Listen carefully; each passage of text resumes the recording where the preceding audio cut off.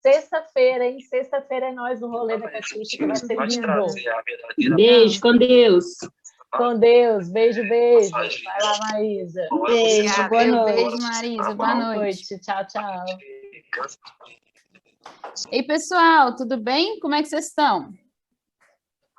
Como é que foi o final de semana aí? Tudo certo? Tudo certo. Tudo normal em Minas, né? Que bom, que bom. Minha tela está um pouquinho falhada aqui. Deixa eu fazer alguma alteração aqui. Tem que usar. Rejeita no vermelho. Para cima ali.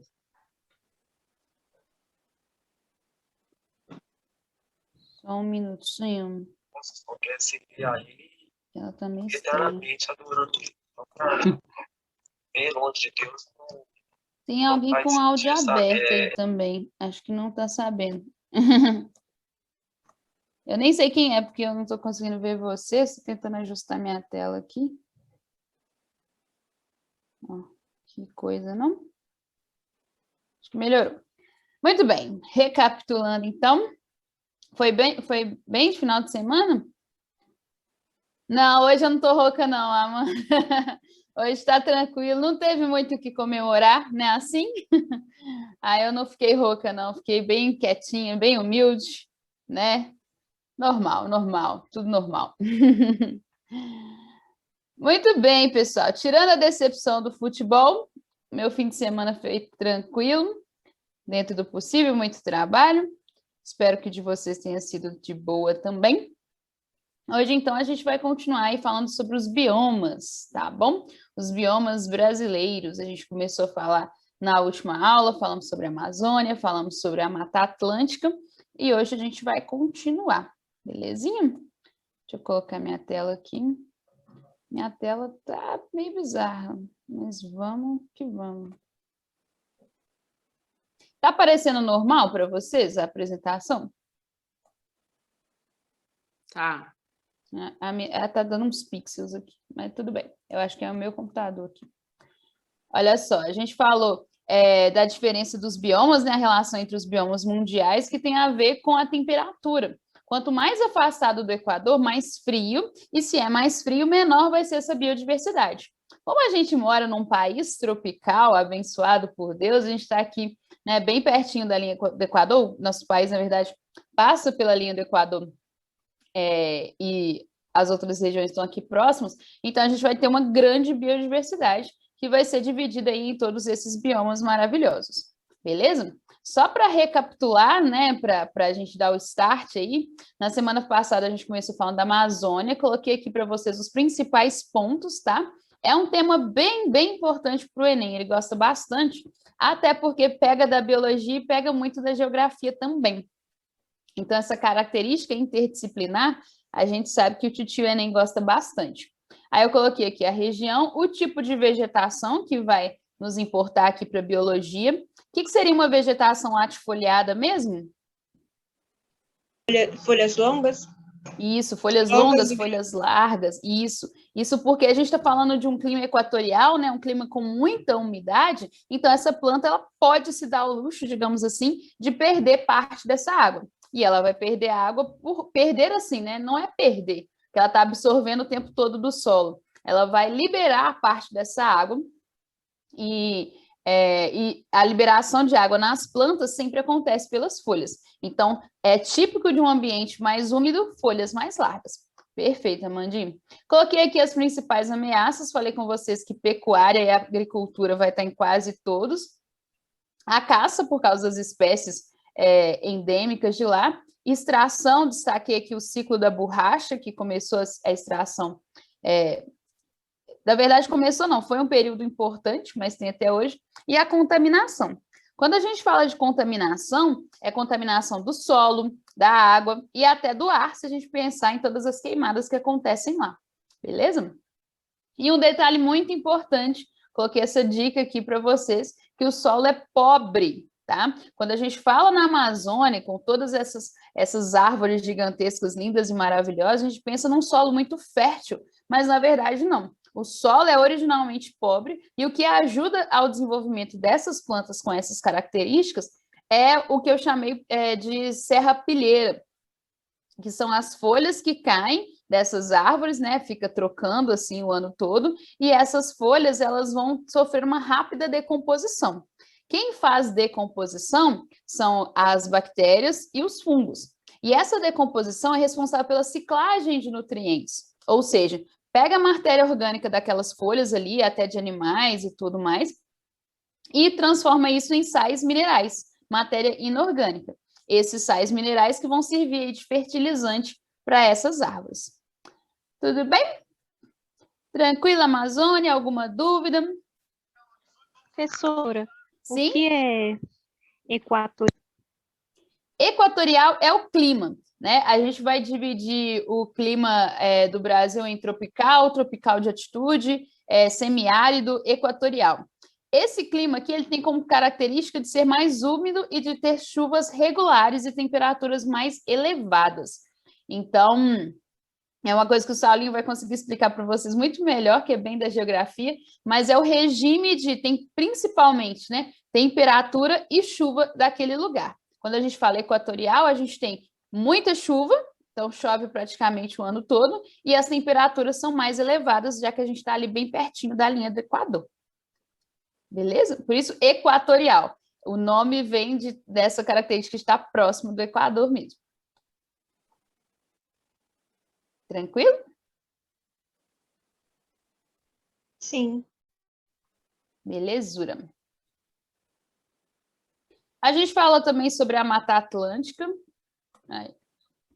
Falamos da Mata Atlântica, que vai ter uma vegetação hidrófila. Esse hidrófila é bem parecido com latifoliada. Ela vai ser um pouquinho mais curta, igual está mostrando aqui, nem tão larga e gigantesca assim, mas é também característica de uma região úmida, tá? Aqui eu vou ter o clima tropical, que também é úmido, não tem chuvas tão constantes, né? A gente tem a estação um pouco mais seca, mas a gente pode considerar como uma planta adaptada ao clima úmido.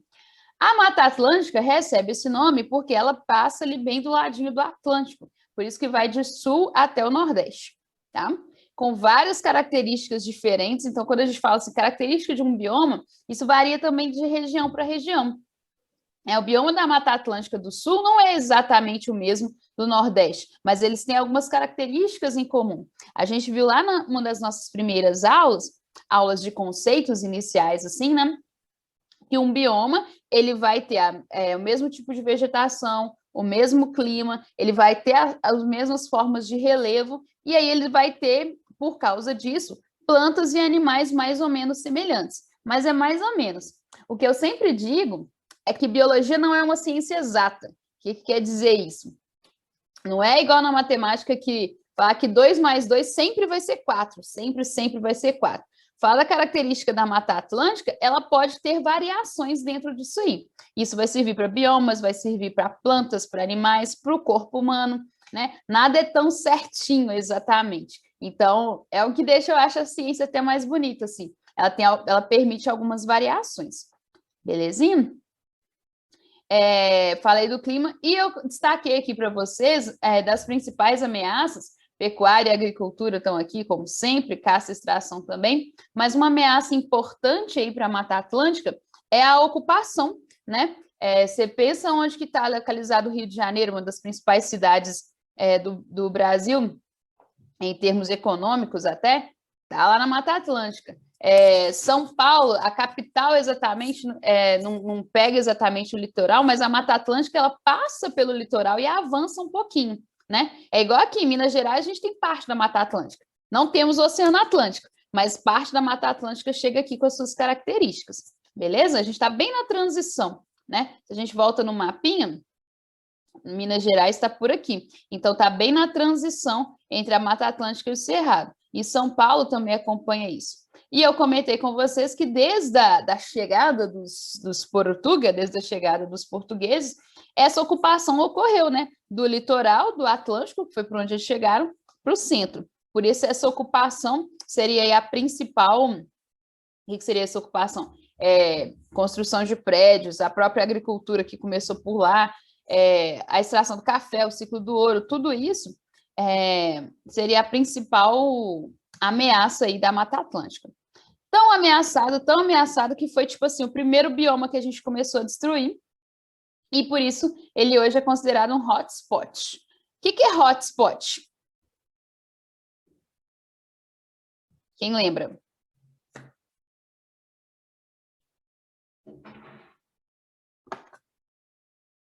Lugar quente? Não exatamente lugar quente. O hot ele significa quente, né, no inglês. Mas isso é por conta que é um ponto quente, é um ponto de atenção, tá? Recebe esse nome, um ponto de atenção, um ponto quente, um ponto que eu preciso, né, me preocupar, que são regiões que são bem degradadas, e a Amazônia está muito degradada, e que tem muitas espécies endêmicas. O que são espécies endêmicas mesmo? Só existe naquela região. Perfeito, espécies só existem naquela região. Então, se essas espécies só existem nessa região e essa região está ameaçada, se eu destruo essa região, eu estou acabando com essas espécies para todo sempre, né? Elas vão entrar em extinção. A gente tem vários exemplos aí. Então, esse hotspot, essa unidade é definida por unidades internacionais, né? Que fala assim, olha, vamos começar a prestar atenção nessa região aqui, porque senão a gente vai perder muito em biodiversidade. E perder biodiversidade é ruim para o planeta inteiro. Certinho? Deixa eu só xingar meu cachorro ali, que parou de latir, mas agora está destruindo o sofá. Ô, Antônio, não pode. Não pode. A cara de safado dele. Ai, ai. Adorei o nome. Vida de home office, né, Fina? Aqui eu tenho o Antônio e o Zezinho. Oh, meu Deus. O Zezinho é o mais velho, já tem 7 anos, bonzinho que só. Aí esse ano a gente adotou o Antônio, a ideia era um nome para combinar, era para ser Toninho e Zezinho. Só que virou Antônio, chamei de Tonho, e assim vai. Eu tenho 2 gatinhos. 2 gatinhos? Eu gosto de gato, mas eu amo cachorro, amo cachorro. Se você tiver um gato, aí você vai apaixonar e aí vai só multiplicando. Nossa Senhora, meu sonho é ter uma casa assim, colocar um tanto. Agora apartamento que pequenininho, por isso que ele tá bagunceiro desse jeito, ele tá entediado, tadinho. Ai, mas bichinho é bom demais, né, gente? Lá vem aqui já, roçando, pedindo desculpa. Dúvidas aqui, meus amores, na Mata Atlântica, Amazônia? A gente tinha falado na semana passada, mas eu fiz um remember que vai chegando no finalzinho, a gente vai ficar mais fraco, né? Aí eu quis relembrar alguns pontos importantes, por isso que eu passei rapidinho. Mas tem alguma dúvida? Tem alguma coisa que vocês querem que volte? Alguma pergunta?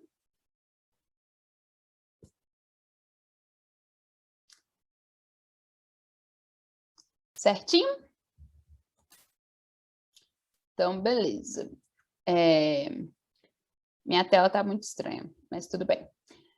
Cerrado, né? Seria aí, a gente fala da Amazônia, que é o nosso bioma, maior bioma em extensão, e o segundo vai ser o Cerrado, né? Ele ocupa ali todo o Brasil central. Você vê que, ele pega aqui, parte lá no sul, bem pertinho do Pantanal, chega até na região norte, então ele ocupa toda essa região do meio aqui, por isso que a gente chama de Brasil Central. As bandas, né, da década de 80, 90, não sei, Legião Urbana, Capital Inicial, Titãs, essa galera toda era bem de Brasília, assim, né? E eles falam nas suas canções, eu pelo menos sou fanzaça de Legião Urbana, fala muito sobre esse Brasil Central, né? Que do lugar onde eles estavam.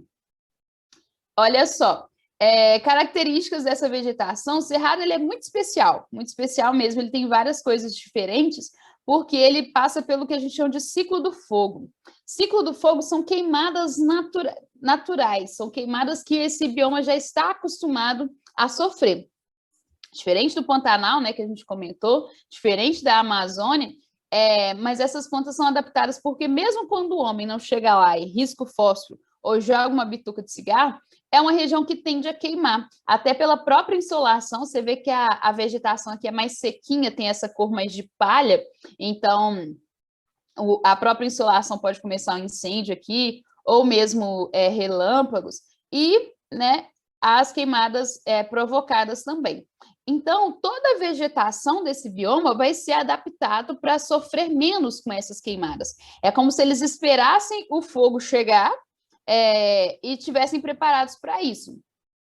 Por exemplo, você deve ter visto em filme no Japão, em lugares que tem muito tsunami, a galera já... Tsunami, terremoto, etc. Mas eu queria falar do terremoto. Eles já têm, tipo, lugares para se esconder, assim, porque sabe que uma hora o terremoto vai chegar. Então, eles se preparam para isso. A ideia da vegetação do cerrado é isso. Eu sei que a queimada vai chegar em algum momento. E é tipo um ciclo anual mesmo. Pelo menos uma vez por ano tem uma queimada. Então, sabendo que vai queimar, ela meio que se prepara, né? Tem toda uma evolução por trás disso. Então, quais que vão ser esses preparativos? Digamos assim, quais vão ser as características dessa vegetação para suportar esse ciclo do fogo?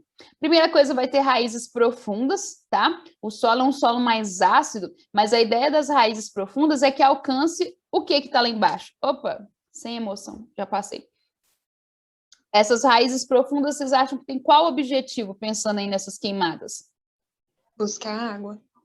Buscar água, perfeito. Né? Ela vai tentar alcançar ali os lençóis freáticos, que são grandes porções de água que estão ali. Além disso, os caules tortuosos, que são esses caules mais retorcidos, aqui ficou atrás do texto, mas dá para ver um exemplo bem característico, o caule mais tortinho aqui. Aqui também tem, só que ele está mais fininho, que a ideia é que se for o caule mais reto, o fogo vai consumir ele de uma vez, né? Vai subindo, subindo e consumindo. Eles também vão ter a casca mais espessa, o que a gente chama de suber, tá? Suber é a casca da árvore mesmo. Então, a ideia é que quanto mais grossa essa casca for, ela pode até queimar, né? Esse suber é um tecido que a gente chama de tecido morto, são células que não... vou dizer que são células descartáveis, mas são células que são parte dessa planta que não vai afetar a parte de dentro. Então, essa casca mais grossa para atrasar ou dificultar o fogo de queimar o centro da planta, porque se queima o centro da planta, ela não consegue se recuperar mais, tá? Ou consegue muito dificilmente, beleza? Então, tudo isso, a folha também, ela vai ter uma camada de cera mais resistente, tá? Então, tudo isso são adaptações aí para essas queimadas. Vira e mexe, chega essa estação seca, junho, julho, a gente vê a Serra do Curral pegando fogo, né? A causa desse fogo pode ser diversa. Pode ser uma causa natural, como eu falei com vocês, ou pode ser uma causa provocada pelo homem, porque o homem gosta de botar fogo em tudo quanto é lugar, né? Mas essas vegetações são adaptadas para esse fogo. E aí você vê que queima a Serra do Curral todinha, e daqui a alguns dias, alguns meses, ela já começa o seu processo, igual a gente viu, de sucessão ecológica. E, por conta dessas adaptações, essa sucessão ecológica secundária, né, porque já era um ecossistema e agora está refazendo, ela consegue ser mais rápida. Tudo bem? Tranquilo até aqui?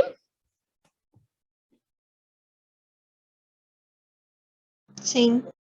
Beleza. O clima aí é tropical de altitude, né? A gente pensa em Minas Gerais, nos mares de morro, nas planícies lá de Brasília, mas como eu falei, não vou me aprofundar muito em clima aqui, não, vou deixar para o Saulinho para não correr o risco de eu falar bobagem.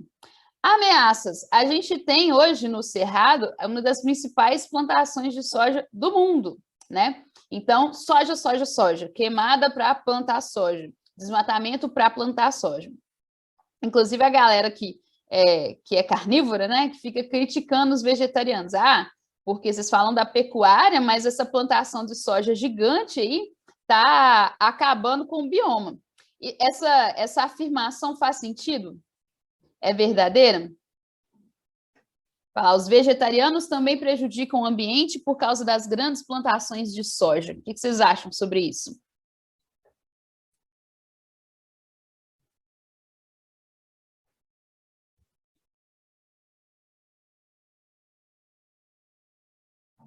Acredito eu que seja uma afirmação falsa, né?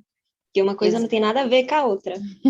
Exatamente. O que acontece? A pecuária ela vai ter aí muitos outros um impacto ecológico muito maior. E, além disso, essa soja que é plantada realmente, que toma conta de grande parte do cerrado, ela não vai para a mesa dos vegetarianos, né? Assim, se a pessoa não come carne, ela come soja. Primeiro que não necessariamente. Ela pode não comer soja, comer outras coisas. Segundo, que a maior parte, muito maior parte dessa soja, ela serve de ração, adivinha para quem? Para o gado da pecuária. Beleza? Então, a pecuária ela está atrapalhando o ambiente pelos bois que estão pastando para criar pasto para esse boi e também pela soja, que serve de alimentação para esses bois. Então, problema atrás de problema, né? Existem várias razões aí para a gente parar ou pelo menos reduzir o consumo de carne e dentre várias razões, pensar nos animais, éticas, econômicas, mas dentre essas razões a gente fala também sobre o meio ambiente. A pecuária é uma das atividades mais, como que eu posso dizer, que mais causam prejuízos aí, atividade econômica que mais causa prejuízo aos ecossistemas, aos nossos biomas, beleza? Eu ia comentar outra coisa que eu ia comentar. Esqueci, daqui a pouco eu lembro dessa pergunta. Ah, sim, agora é isso mesmo. Mas então você quer dizer que você não come carne? Eu como. E é uma vergonha. Eu estou tentando reduzir, assim. Eu nem gosto tanto, assim. Às vezes é aquele negócio do conforto que a gente aprende desde pequena. Comer arroz, feijão, carne e salada. Mas eu estou tentando reduzir. E eu acho que tem movimentos importantes para a gente pensar sobre isso, né? Segunda sem carne e tudo mais. Então, os agrotóxicos, por causa dessa agricultura, né, essa soja e outros alimentos que são plantados ali, são plantados para ter muito lucro. E se é para ter muito lucro, eles usam muitos agrotóxicos, a quantidade de agrotóxicos vai ser muito grande para poder não ter pragas, não ter problema de praga,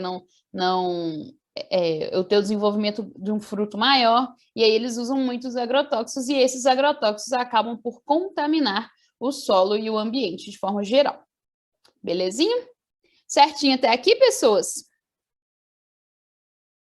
Sim. Beleza.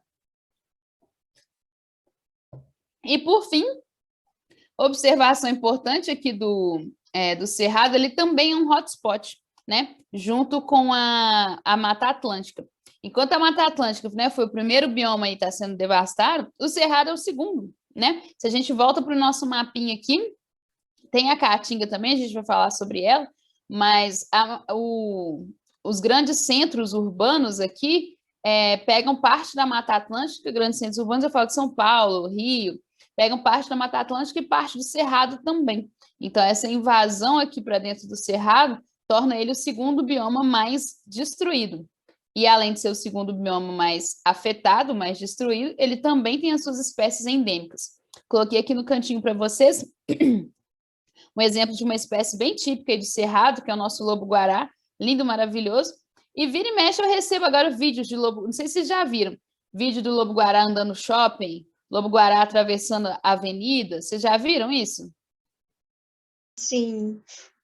E isso a gente pensa assim, não, que legal, né? Lobo-guará no shopping e tal. Mas isso mostra para a gente o quanto que esse bioma está sendo destruído.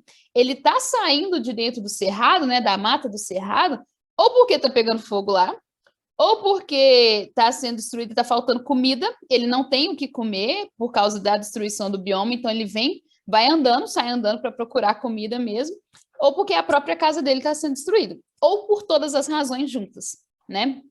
Então, isso mostra para a gente o quanto que é um bioma ameaçado e todas as espécies que estão lá são ameaçadas também. Por isso, um hotspot. Relembrando, unidade definida internacionalmente aí como um ponto de atenção, um ponto quente, né? Vamos olhar para ali que ele está mais precisando de mais atenção. Por quê? Está muito ameaçado, uma destruição em massa e as espécies endêmicas. Beleza? Lobo-guará, espécie em extinção aí. Tudo bem encerrado?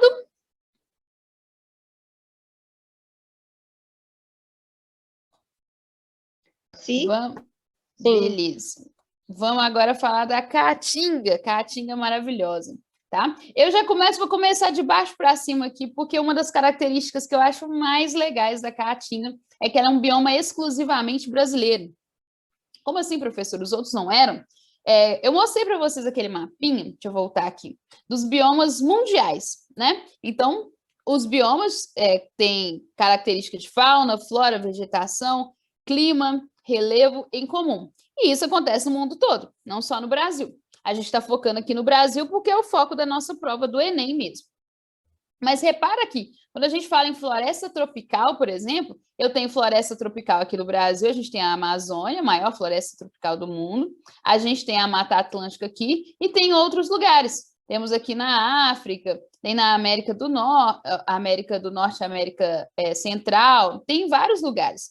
Quando a gente fala nas savanas, né, a gente tem a savana africana, que a gente fala muito dela, né, do Rei Leão, e tem o cerrado. O cerrado é a savana brasileira, que quer dizer isso? Tem as mesmas características, no sentido principalmente de clima, de relevo, que é o que torna um bioma sendo o mesmo bioma, beleza? Aqui no Brasil eles vão receber nomes diferentes. Mas a Caatinga, meus amores, é só nossa. Não existe no mundo outro bioma ou outra partezinha que tenha as mesmas características que a Caatinga. Eu acho isso muito legal. Acho ela muito sensacional, muito nossa. Biodiversidade brasileira, né? É um negócio, assim, a gente só vê por aqui mesmo. Essa Caatinga maravilhosa, então, se localiza no Nordeste, tá? Que a gente sabe que o clima é mais seco. Então, a gente vai caracterizar esse clima aí como semi-árido, beleza? E por ser um clima mais seco, ela vai precisar de uma vegetação adaptada a um clima mais seco. A gente falou lá das florestas tropicais, da Amazônia e da Mata Atlântica, que tem folhas mais largas porque estão numa região úmida. São as hidrófilas ou as latifoliadas, né? Aqui a vegetação é do tipo xerófila. Alguém saberia me dar um exemplo de uma planta que é xerófila? Que é adaptada a esse clima seco? O cacto. O cacto, perfeito. Eu até coloquei aqui de fundo. O que o cacto tem de tão especial para ele ser adaptado aí, né? Primeiro, as folhas. Mas cadê folha de cacto, professor? Não estou vendo a folha do cacto. Esses espinhos aqui são as folhas do cacto.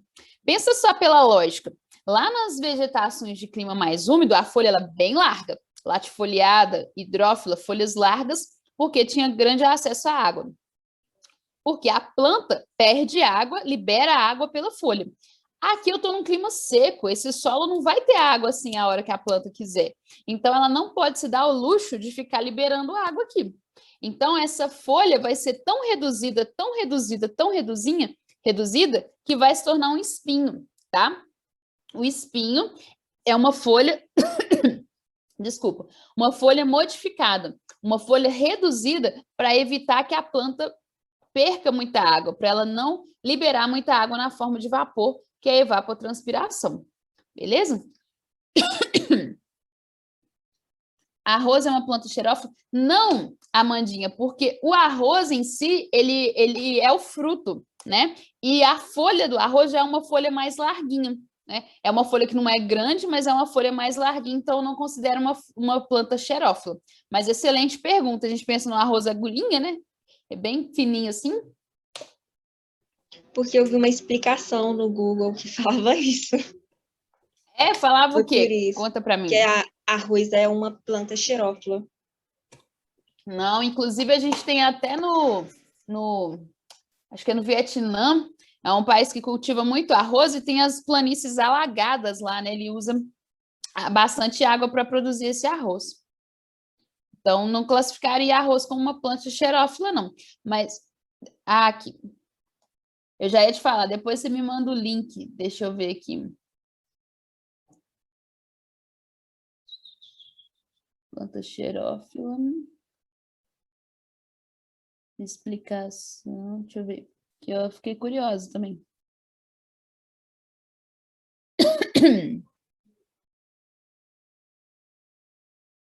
Qual que é verdadeiro?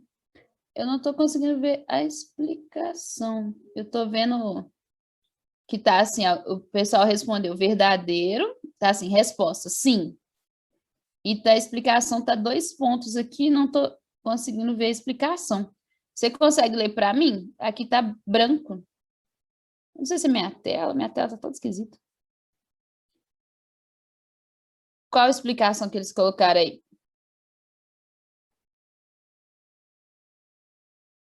Aqui também tá 100. Tá 2 pontos Ó. também. Porque não tem muita explicação, não. Arroz é uma planta que precisa de água aí. Beleza? Apesar do fruto ser pequenininho, ser reduzido, né? Parece um espinhozinho, vamos falar assim, mas ele é o fruto. Quando a gente fala da parte que vai ser reduzida numa planta xerófila, é a folha que vai virar esse espinho aí. Beleza? Me perdi aqui na tela. Eu tô doidona hoje. Onde eu estava? Aqui. Ok.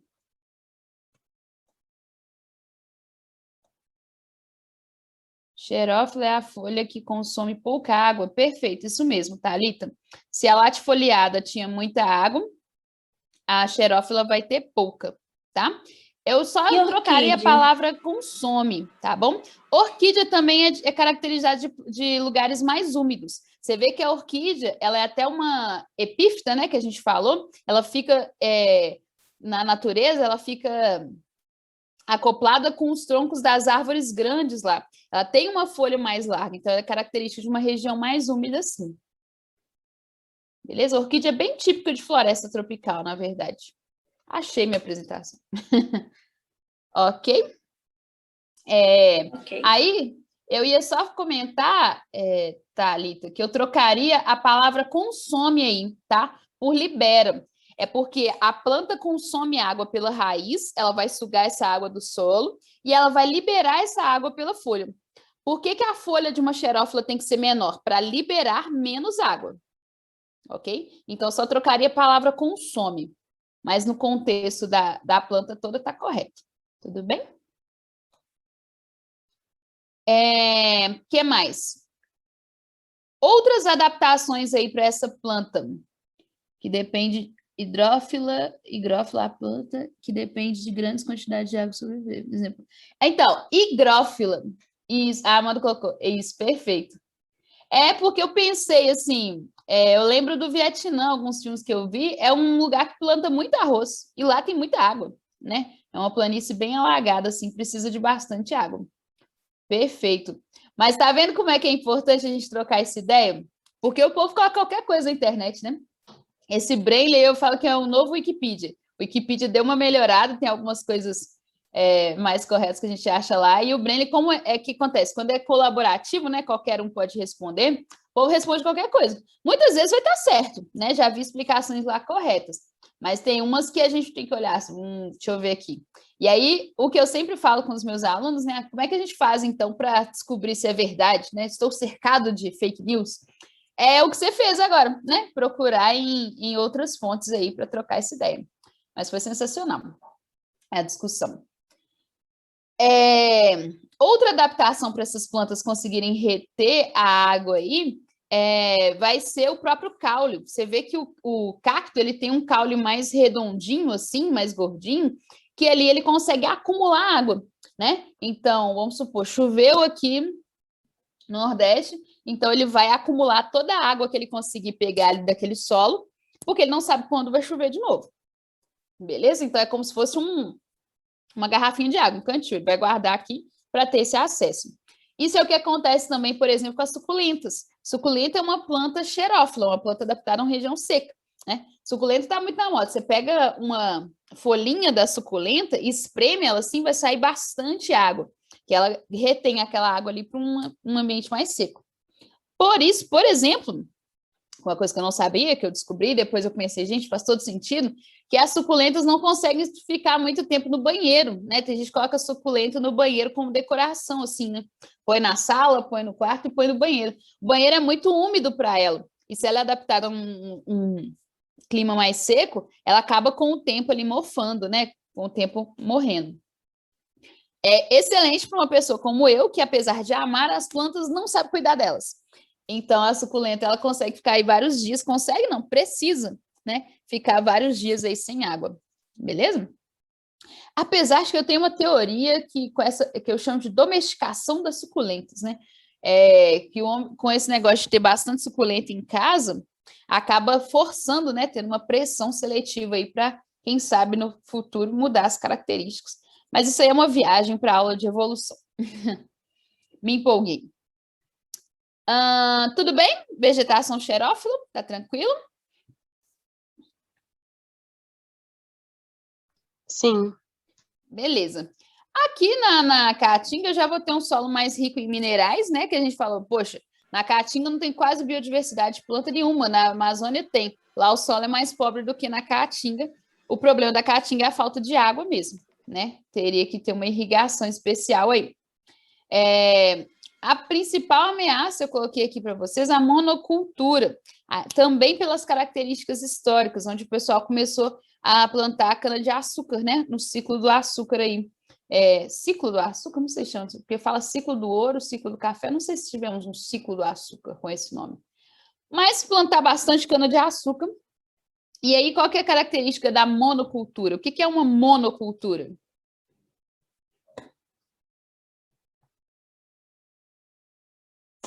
Uma cultura A só. plantação apenas de um produto.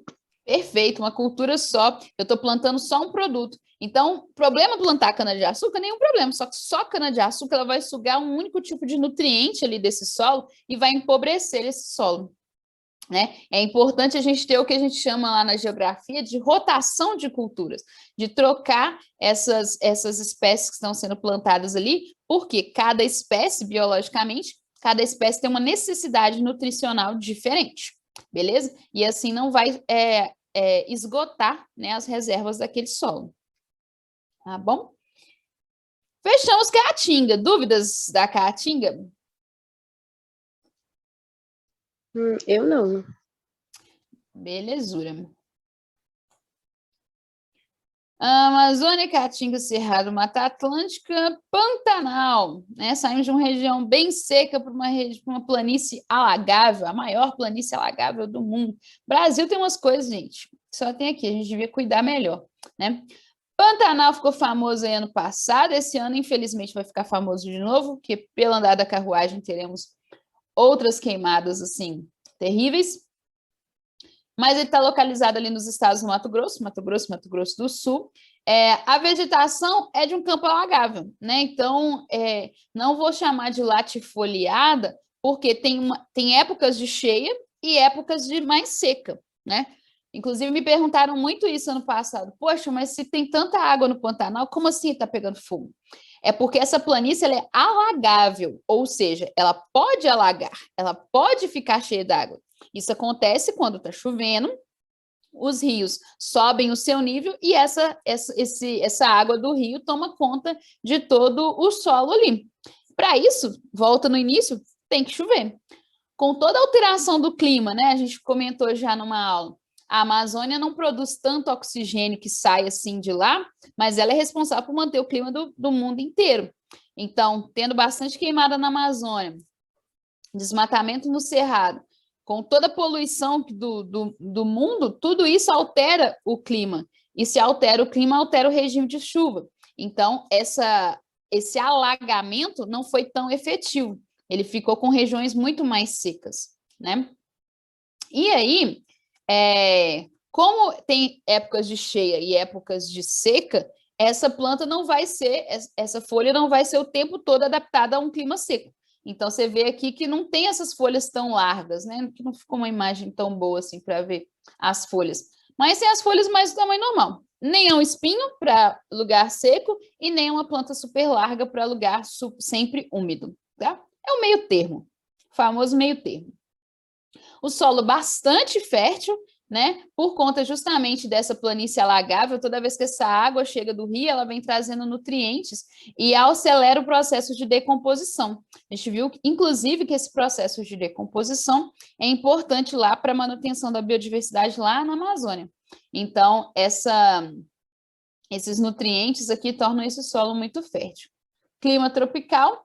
A principal ameaça aí vai ser a caça e a pecuária, até coloquei, pecuária padrão, né?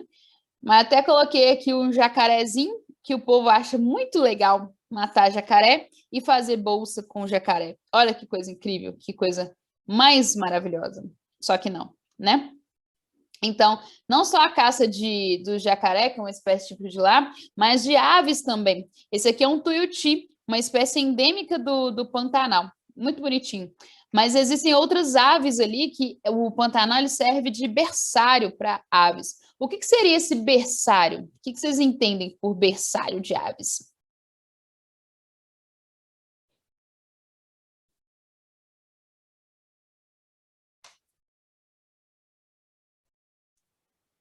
O local que eles usam para se reproduzir, né? Perfeito, local que eles usam para reproduzir. A gente vê muito aquelas migrações, que a ave faz uma migração. É que durante a sua reprodução, ela troca de lugar, ela sai de um lugar e vai para outro lugar que ela acha que é seguro para colocar os ovos ali, beleza? Esse lugar, então, que ela usa para reproduzir, para colocar os seus ovos, seria um berçário. O que significa que no Pantanal, a gente tem muitas espécies de aves do mundo todo que chegam ali na época de reprodução. E aí, o que ser humano, pessoa incrível, ser humano, coisa maravilhosa. O que ele faz? Muita caça, né? Tem gente que caça as aves só por diversão, né? Não sei se vocês já viram um filme, o pessoal usa aqueles rifles para abater pato, por exemplo. Eles fazem isso com outras espécies de ave também. Vai fazer o quê com essa ave? Nada. Estou treinando tiro. É difícil entender ser humano. Tem uma piadinha, né? Tinha uma piadinha antiga que falava isso assim, que Deus conversando com o anjo lá sobre como que ele ia fazer cada região do mundo e falando que o Brasil ia ser maravilhoso, ia ter muita água, muita planta, não ia ter nenhum desastre natural, nada de terremoto, nada de tsunami, ia ser um lugar muito bonito. Aí o anjo falou para ele assim, nossa, mas então o Brasil vai ser um lugar perfeito. Aí Deus falou assim, não, mas você vai ver o povinho que eu vou colocar lá. Que seria, tipo assim, a pior das nossas características somos nós mesmo, né? Que a gente tem todas essas coisas maravilhosas, essas bênçãos, e a gente está destruindo elas. Muito triste, muito triste. Eu acho muito triste. Falei tudo do Pantanal. Né? Um detalhe aí que eu falei com vocês que ficou famoso ano passado, sobre essa questão das queimadas, né? Que devastaram todo o parque. Não pus a onça pintada, né? Característica, espécie bem típica de lá. Matou muito dos animais, destruiu muito da fauna, que ele vai levar anos para se recuperar e provavelmente não vai se recuperar por inteiro, né? Não vai conseguir completar a sua sucessão ecológica, porque temos mais queimadas previstas. Como que a gente prevê queimada? A gente vê o avanço, né? Os satélites vê o avanço das áreas de pecuária, por exemplo, vai aumentando a fazenda, vai querendo desmatar mais, queimar mais. E teve um estudo também que saiu que os principais focos, né? Os principais não, a maioria dos focos de queimada do Pantanal ano passado foram provocados pelo homem. O povo foi lá e tacou fogo mesmo, né? Ou intencional, porque eu acho que o povo é ruim mesmo, deixa eu tacar um fogo aqui, pronto. Ou aquele negócio de limpar terreno, né? Faz uma capinagem e deixa aquele tanto de mato ali, aí taca fogo. Aí esse fogo se espalha, né? Porque fogo é uma força da natureza, a gente nem sempre consegue controlar. E também pelas leis ambientais no Brasil que não são seguidas. O Brasil não é que ele não tenha leis ambientais, ele tem, só que não tem ninguém para fiscalizar, então deixa o povo fazer o que quiser, basicamente. Inclusive, os ambientalistas, né, que estão fazendo o acompanhamento dessas espécies que estão tentando se recuperar no Pantanal, escreveram uma carta para o Ministério, né, o Ministério do Meio Ambiente, que é o mesmo da Agricultura, escreveram uma carta para poder alertar contra os perigos de novos incêndios no Pantanal esse ano, na época de seca. Belezinha? Então, vocês vão ver até as questões que eu selecionei para esse assunto, para vocês realizarem, tem muita essa pegada política mesmo, essa pegada dos desequilíbrios, né, dos impactos que o homem causa nesses biomas. Certinho? Alguma dúvida, algum comentário? Tá de boa. De boa, de boa, de boa na lagoa. Você vai deixar a atividade? Sim, sim. Eu tô combinando com a Marina, eu sempre confundo Marina e Laura. Eu coloco as questões, passo para ela colocar mais questões e ela manda para vocês lá no Google Sala de Aula. Não, Google Sala de Aula, mentira. Tô confundindo as coisas. No Google Drive. Tem a pastinha lá no Google Drive com todas as matérias, certo? Aí eu tô com lá as aulas e as atividades. Sim? No YouTube também, tá rolando todas as aulas, né? Sim, sim, no YouTube estão todas as aulas gravadas, né? Aí o que eu coloco lá no Drive é esse material, esse PowerPoint, Prezi, qualquer coisa que eu trago ali, para servir até como material de estudo mesmo, e as atividades, os exercícios, beleza? Mas no YouTube tá show de bola, né, Fernando? O Rafa tá arrasando, assim. Eu lembro que na primeira reunião do ano a gente tá assim, meu Deus, como é que a gente vai fazer para disponibilizar essas aulas? Como é que faz? Dá um trabalho, não sei o quê. Esse cara caiu do céu. Eu tô achando muito sensacional. Show de bola.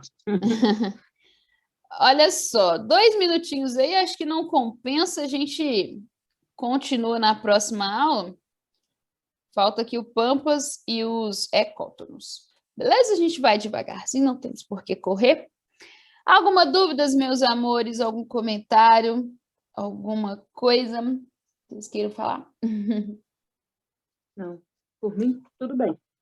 Belezura, belezura. Então, por hoje é isso, meus amores. Muito obrigada. Boa semana para vocês. Bom final de semana, que eu só vejo vocês na próxima segunda.